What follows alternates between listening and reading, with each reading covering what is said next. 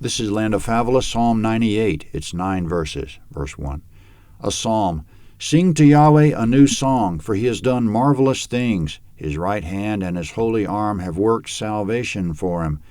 Yahweh has made known his salvation. He has openly shown righteousness in the sight of the nations. He has remembered his loving kindness and his faithfulness toward the house of Israel. All the ends of the earth have seen the salvation of our God. Make a joyful noise to Yahweh, all the earth. Burst out and sing for joy. Yes, sing praises. Sing praises to Yahweh with the harp and the voice of melody, with trumpets and sound of the ram's horn. Make a joyful noise before the King Yahweh. Let the sea roar with its fullness, the world and those who dwell therein. Let the rivers clap their hands. Let the mountains sing for joy together. Let them sing before Yahweh, for he comes to judge the earth. He'll judge the world with righteousness and the peoples with equity. Comment, that's the end of the psalm. It's a call for all the earth to praise God unreservedly for some specific reasons in verses 1, 2, 3, and 9. Namely, and these are all points of praise, he's done marvelous things. His right hand and his holy arm have worked salvation for him. He's made his salvation known. He's openly shown his righteousness in the sight of the nations. He's remembered his loving kindness and his faithfulness toward the house of Israel. All the ends of the earth have seen the salvation of our God. He comes to judge the earth. He'll judge the world with righteousness and the peoples with equity.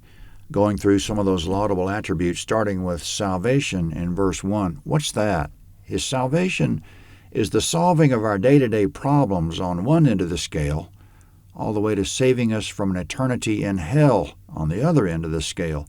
When Jacob was about to die, he looked back at his life and called God the angel who has redeemed me from all evil, Genesis 48:16. That was the solving of Jacob's day-to-day problems throughout his entire life.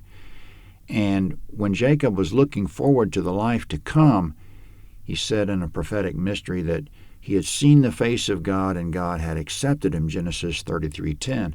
That was his eternal salvation. In verse 2 of the psalm, Yahweh has made his salvation known.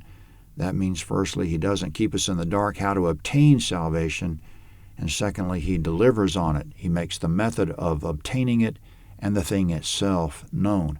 Again, to our listeners, please find the short audio titled Salvation on our podcast page or at landofhavilah.net. In verse 2, he has openly shown his righteousness in the sight of the nations, end quote. The people of the world have an internal knowing of what's righteous and what's not, a moral compass that God implanted in them.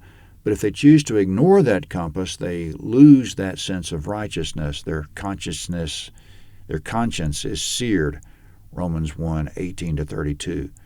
But the point is that God openly showed it to them in verse 2 of the psalm. Not that they don't sear their conscience and confuse themselves about righteousness and their pursuit of wickedness, but righteousness is no secret. God hasn't kept the knowledge of what's righteous and what's not from them.